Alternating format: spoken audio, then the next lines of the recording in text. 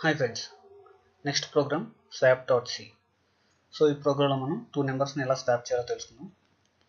So స్టార్టింగ్లో ఈ ప్రోగ్రాంలో మనకి 3 వేరియబుల్స్ ఉన్నాయండి. x is equal 10, y is equal 20 and జెడ్లో ఏ వాల్యూ ఇనిషియలైజ్ చేయలేదు. సో ఇక్కడ మనం ప్రింట్ఎఫ్ స్టేట్మెంట్ రాసామండి. ఈ ప్రింట్ఎఫ్ స్టేట్మెంట్లో %d రెండు ఇచ్చాము. x is equal to %d and y is equal to %d అని రెండు ఇచ్చాము. సో ఫస్ట్ %dకి మనం xని సప్లై చేస్తున్నాం, అలాగే సెకండ్ %dకి y సప్లై చేస్తున్నాం. సో ఈ అవుట్పుట్ స్టేట్మెంట్లో మనకి అవుట్పుట్ ఏమొస్తుందంటే x is equal to 10, y is equal to 20 అని వస్తుందండి. ఎందుకంటే ఫస్ట్ %d బదులు xలో ఉన్న 10, సెకండ్ %d బదులు yలో ఉన్న 20 ప్రింట్ అవుతుంది. So x equal 10 and y is equal 20. Next printf కూడా సేమ్ అండి, సేమ్ ప్రింట్ఎఫ్, కాకపోతే స్లాష్ అని ఒకటి ఎక్స్ట్రా ఇచ్చాం మనం. ఓకే, ఈ స్లాష్ అని ఒకటి ఎక్స్ట్రా ఇచ్చాం కాబట్టి ఇది నెక్స్ట్ లైన్లో వస్తుంది. సో అవుట్పుట్ ఎలా వస్తుంది చూడండి. ఫస్ట్ లైన్లో x is equal 10, y is equal 20 and second లైన్లో x is equal 10 and y is equal 20. So అలా ప్రింట్ అవుతుంది. ఇప్పుడు మన ఉద్దేశం ఏంటంటే xలో ఉన్న వాల్యూని yలోకి, yలో ఉన్న వాల్యూని xలోకి కాపీ చేయాలండి. సో దానికోసం ఏం చేస్తామంటే మన యొక్క ప్రోగ్రాంలో ఇనీషియల్గా xలో ఏముందండి, xలో 10 ఉందండి, yలో 20 ఉంది. ఓకే, జెడ్లో ఏమీ లేదు.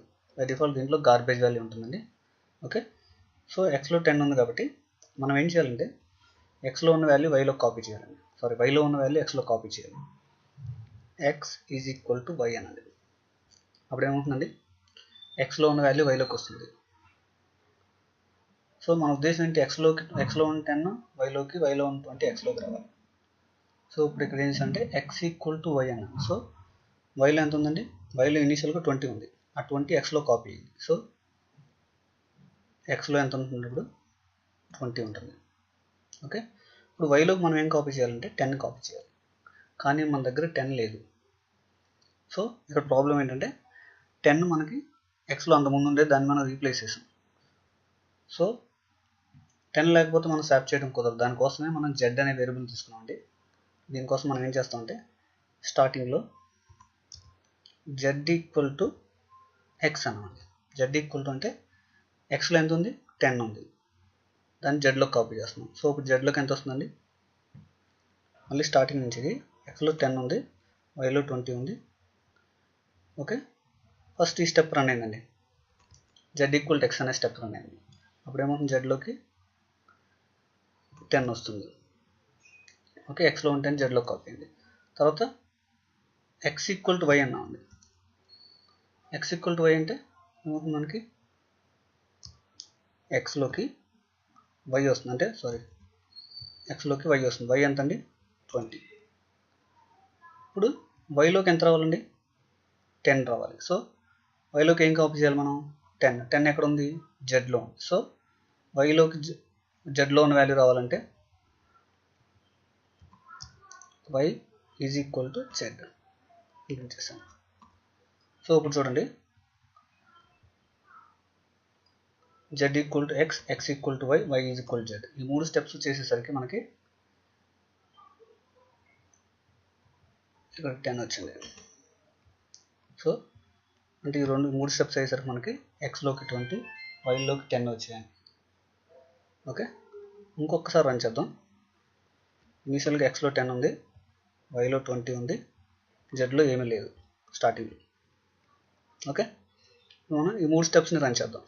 సో మనం ప్రోగ్రామ్ మనం కంపైల్ చేస్తున్నాం అన్నమాట. సిస్టమ్ కంపైల్ చేయకుండా మనం ఒకసారి వెరిఫై చేస్తున్నాం. ఓకే, ఇలా వెరిఫై చేయడం వల్ల మనకి మా అవుట్పుట్ ఎలా వస్తుందో మనకు తెలిసిపోతుంది అనమాట. Okay, so z equal to x అన్నారు. z ఈక్వల్ టు x అంటే జెడ్లో x వాల్యూని జెడ్లో సేవ్ చేసి పెట్టుకున్నారు ప్రజెంట్ కాసేపటికి. Okay, next x equal to y అన్నారు. x ఈక్వల్ టు y అంటే yలో ఉన్న వాల్యూ xలో కాపీ అవుతుంది.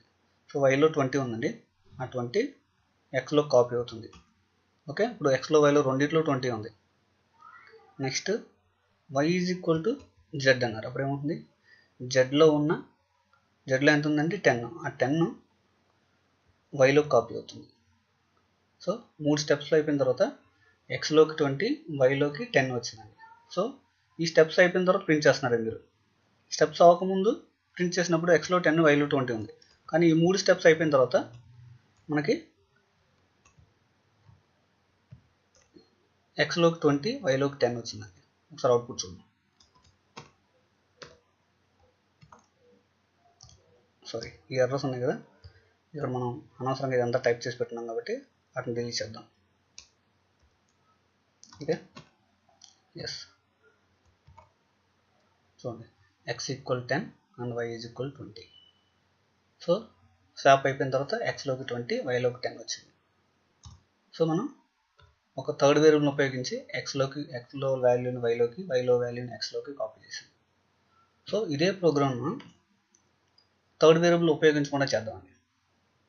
ఓకే, z అనే వేరియబుల్ లేకుండా ఓన్లీ x, y అనే వేరియబుల్స్ ఉంటాయి.